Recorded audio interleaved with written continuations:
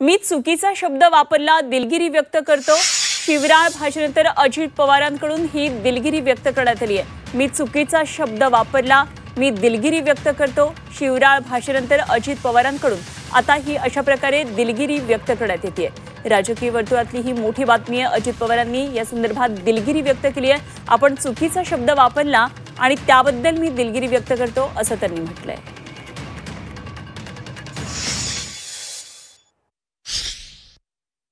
गरीबातला गरीब असो किंवा कुणी असो, कुठल्याही जाती धर्मामध्ये जन्माला असो, त्या पद्धतीचं काम आपल्याला आपल्या अंबाजोगाईच्या परिसरामध्ये देखील करायचंय।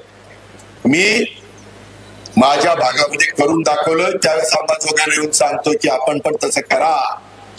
बरेच पुढारी येतात, सांगतात असं केलं पाहिजे, तसं केलं पाहिजे, आणि त्यांची शहरं एकदम घाण भिकार असतात, बकालपाडा असतो तिथं, त्यांना सांगायचा अधिकार नसतो।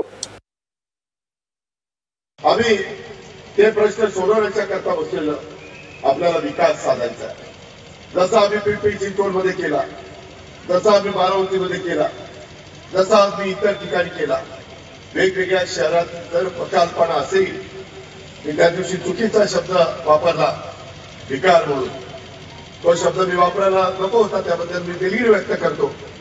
परंतु